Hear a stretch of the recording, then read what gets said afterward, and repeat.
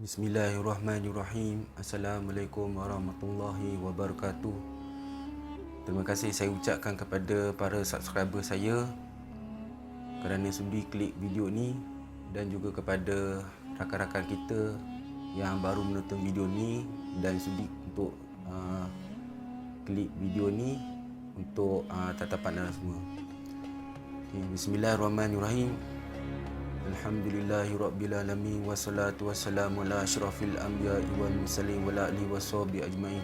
Rabbi syrah li sadri wa yassir li amri wahlul 'uqdatam min lisani yafqahu qawli. Subhanaka la ilma lana illa ma 'allamtana fa innaka antal halimul hakim. Amma ba'. Marhaban ya Ramadan, marhaban ya Ramadan, marhaban ya Ramadan. Alhamdulillah, bersyukur kita kepada Allah Subhanahu taala kerana dengan limpah nikmat kurnia daripadanya kita bertemu sekali lagi untuk Ramadan Al-Mubarak pada tahun ini, pada masa ini dan pada saat ini. Dan saya juga mengucapkan kesyukuran kepada Allah Subhanahu taala kerana beri peluang kepada saya untuk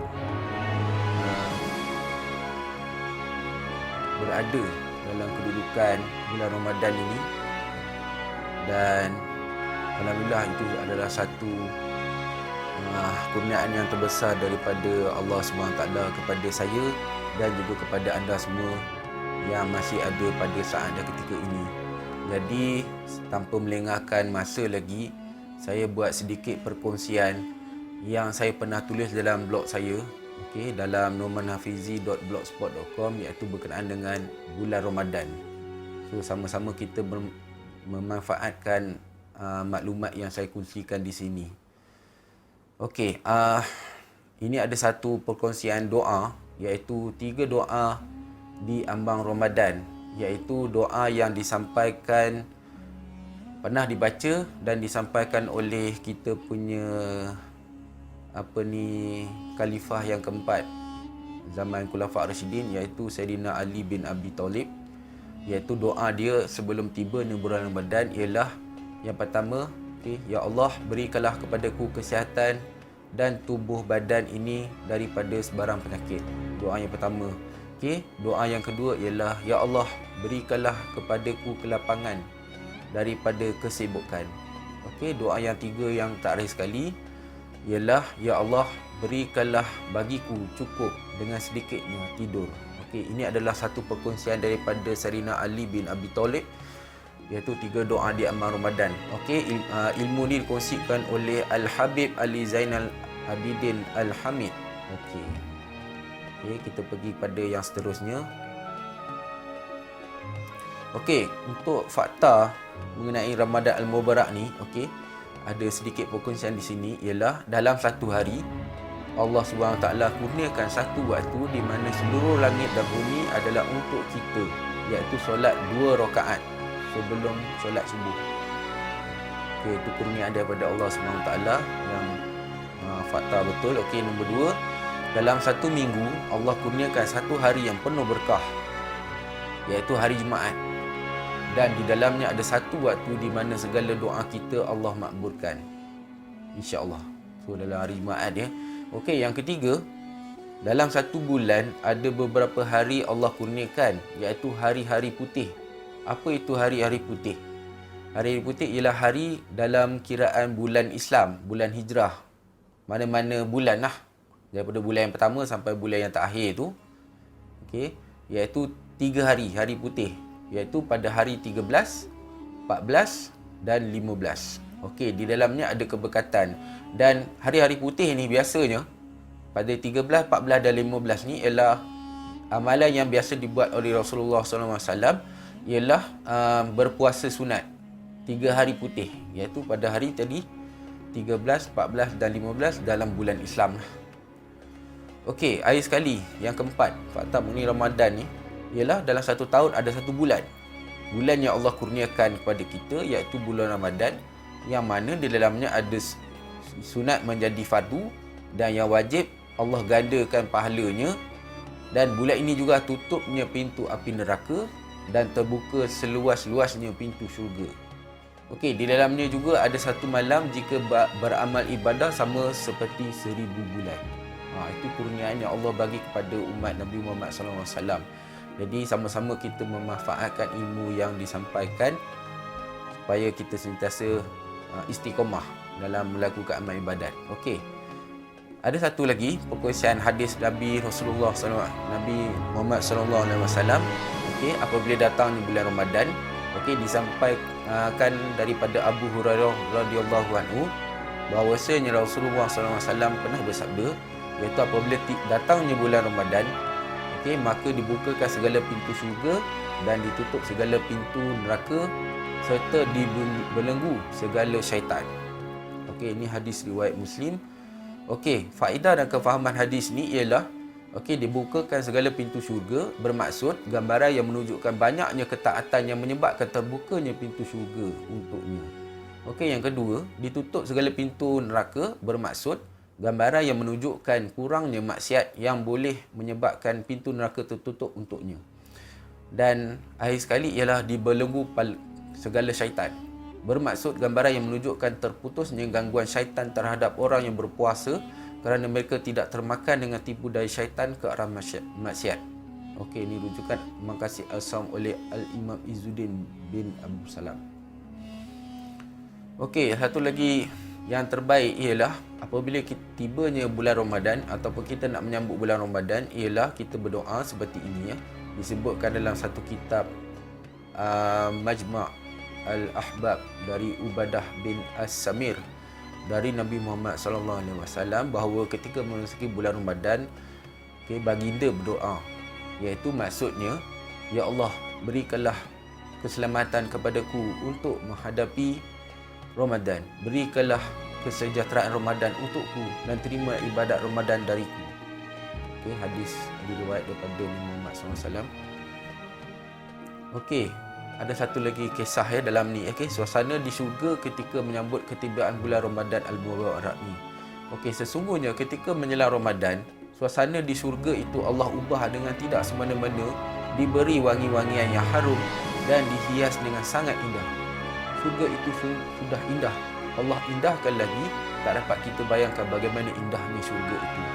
Pada waktu malam pertama bulan suci Ramadan akan muncul angin yang berhembus dari bawah arasy yang disebut dengan hembusan angin Al-Mutsirah. Hembusan itu mengakibatkan daun-daun dari pepohonan rendang di syurga bergoyang, saling bersentuhan di antara satu sama lain dan bergerak sehingga timbullah satu rangkaian bunyi yang indah dan sangat merdu. Bunyi yang belum pernah sama sekali didengar oleh makhluk jenis apapun sebelumnya, sehingga hal tersebut menarik perhatian para bidadari-bidadari syurga. Para bidadari syurga tersebut kemudian berasa hairan. Kemudian mereka bertanya kepada malaikat Ridwan, iaitu malaikat yang menjaga syurga. Wahai malaikat Ridwan, malam apakah ini? Tanya mereka. Allahumma labbaik. Malam ini adalah malam pertama bulan Ramadan, jawab malaikat Ridwan kepada para bidadari-bidadari itu. Mendengarkan hal tersebut, para bidadari itu pun berdoa kepada Allah Subhanahu Wa Taala. Ya Allah, berikanlah kepada kami suami-suami dari hamba-hamba-Mu yang rajin beramal baik pada bulan ini. Dan tidak ada seorang pun yang melakukan puasa di bulan suci Ramadan dan diterima puasanya, kecuali Allah akan mengawinkan dengan para bidadari tersebut kelak ketika berada di dalam syurga.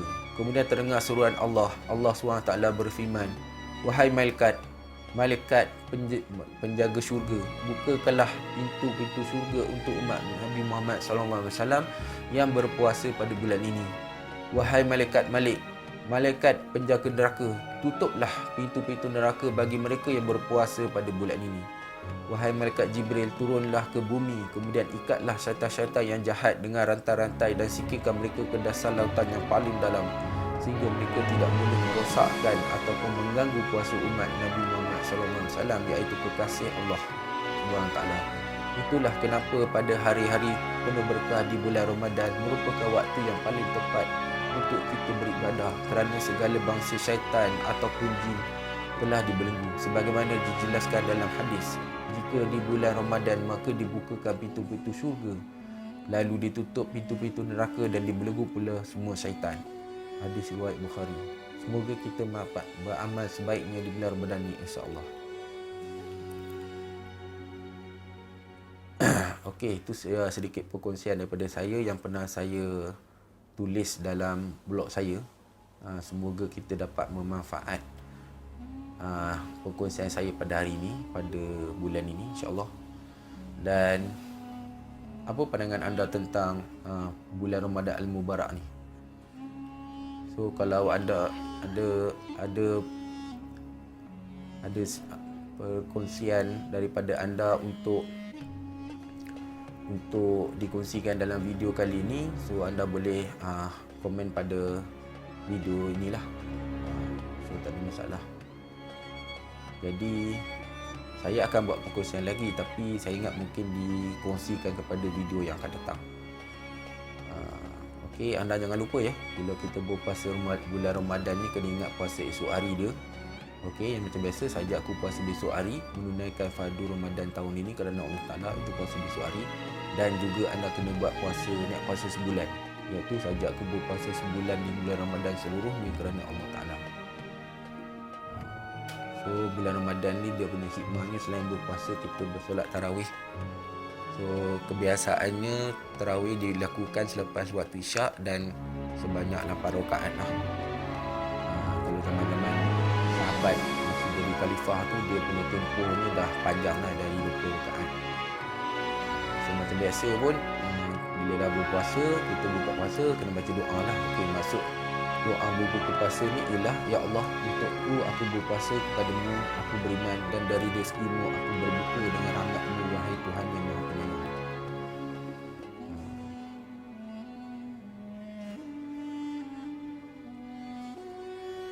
Okey, semua orang ada pengalaman dalam bulan puasa lah. Okey, tak terkecuali juga diri saya sendiri. Cuma untuk diri saya sendiri, kita lah, sama-sama kita sepatutnya bila kita dah setiap tahun kita dah berpuasa, kita dah beramal soleh, seharusnya kita ada sedikit peningkatan dalam ibadat kita, dalam mengerjakan ibadat solat dan juga berpuasa.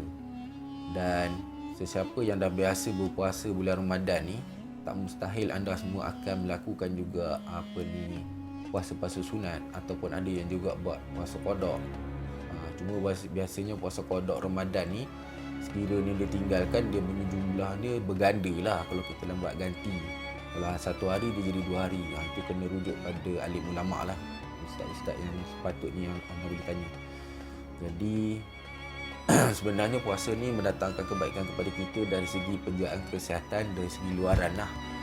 Dari segi dalamannya, kita puasa ni maknanya kita beribadat, sebab dia merangkumi ibadat puasa ni dalam rukun Islam, rukun Islam yang ketiga.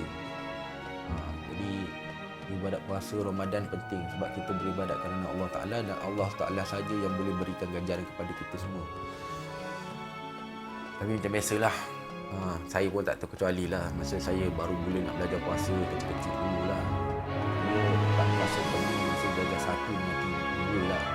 Dia mula pada darjah 3, iaitu pada tahun 3 tu. Masih ingat saya tahun 91.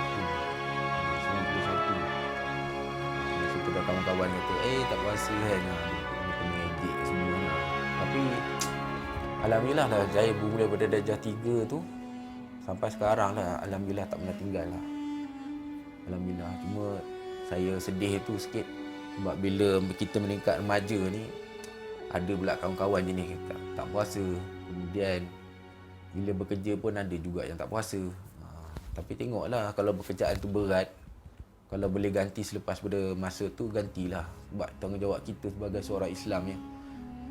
Kita tak nak jadi Islam yang fasik, maksudnya nama Islam tapi kita tak mengamalkan amal ibadat sebagai seorang Islam ataupun seorang yang Muslim. Alhamdulillah, saya pula sebagai seorang bapa, anak saya dah ada 2 orang. So anak yang saya sulung tu, saya tengok darjah 1 pun dia dah puasa penuh, alhamdulillah. So anak kedua saya tu lambat sikit lah, dia perempuan.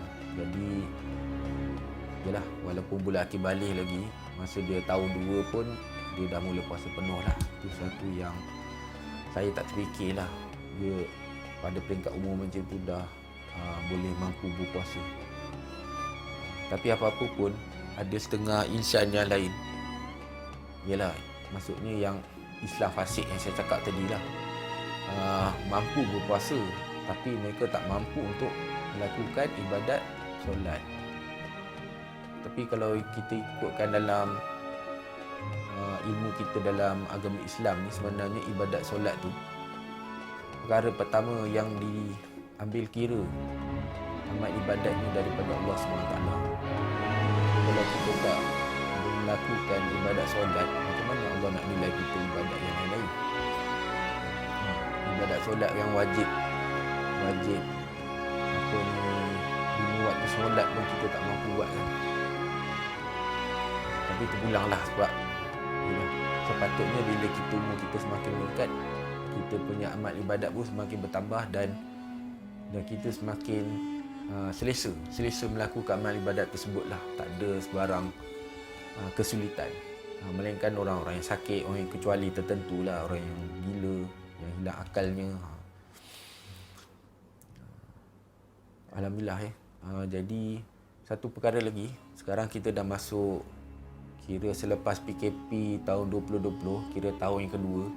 Alhamdulillah masa tahun pertama tahun 2020 dulu, kita berpuasa di rumah. So mana-mana yang ada adik keluarga yang terpisah, antara bapa dengan anak, suami dengan isteri, anak dengan ayah ibu. Masa tu kita berpuasa bersorangan. Ialah sebab Perintah Kawalan Pergerakan disebabkan oleh COVID-19 lah. Tapi beransur-ansur sehingga tahun 2021 dah mula ada kelonggaran untuk melakukan ibadat puasa dan juga solat sunat Aidilfitri lah. So kalau kita ikut tahun pertama 2020 tu, solat sunat Aidilfitri pun kita lakukan di rumah saja. Iaitu sebagai ahli keluarga atau ketua kepada keluarga akan melakukan solat, imam solat sunat Aidilfitri ataupun tarawih. Dan lepas tu macam biasalah, masa tentu lah, masa tu kena buat khutbah raya, hari raya. Dan tak terkecuali saya pun pernah juga buat. Tapi saya buat masa itu tahun 2021. Sebab masa 2021 tu ayah saya saja yang boleh pergi ke masjid. Masa tu pun tak ramai pergi ke masjid. Jadi 2021 saya buat untuk keluarga saya dan termasuk ibu dengan adik lelaki saya lah. Ada saya rakamkan video saya dalam YouTube channel, anda boleh cari, ataupun saya akan letakkan link tersebut di dalam video ni. Tapi alhamdulillah lah, bila kita masuk tahun yang 2022 ni, kita perubahan dah nampak. Solat pun dah makin tak ada jarak, maknanya semakin rapat, saf makin rapat. Cuma bezanya kita solat sekarang kena pakai mask, kemudian bila solat kena bawa sejadah sendiri. Itulah. Tapi alhamdulillah sebab saf solat pun dah boleh rapat, jadi tak ada masalah kita nak kerjakan solat, dan insya-Allah kita sama-sama imarah ke masjid. Cuma bila program berbuka puasa di masjid kan, macam sebelum ni kita makan buka puasa di masjid sebelum Covid lah. Tapi lepas Covid ni, kalau makan pun kita bungkus bawa balik lah. More pun macam tu juga. More bila dapat makanan more tu, lepas dapat makanan, dia balik pada tarawih terus balik ke rumah. Tak ada berjumpa berhimpun. Sebab kita masih lagi berada dalam keadaan endemik, iaitu perubahan daripada pandemik ke endemik ni. Kena berjaga-jaga juga mengikut SOP supaya kita sentiasa dilindungi daripada sebarang jangkitan penyakit bawaan daripada virus COVID-19. Itu apa yang saya nak sampaikan untuk video saya kali ini. InsyaAllah jika berpeluang pada masa lain, kita akan bertemu lagi pada masa lain insyaAllah. Dan saya akan kongsikan benda yang bermanfaat untuk anda semua. Jadi apa pandangan anda tentang video hari ini? Untuk video ini, sekiranya anda ada apa-apa komen, boleh tinggalkan komen di bawah. Okay, seperti biasa, jangan lupa tekan like, subscribe dan share supaya video bermanfaat ini sampai kepada rakan-rakan kita yang lain, saya lain di luar sana insyaAllah. Okey, sekian saja dulu daripada saya untuk anda semua kali ini untuk YouTube channel ini. InsyaAllah panjang umur, ada kelembangan masa yang lain, saya akan kongsikan video yang lain untuk pada masa yang akan datang, insya-Allah. Okey, assalamualaikum warahmatullahi wabarakatuh.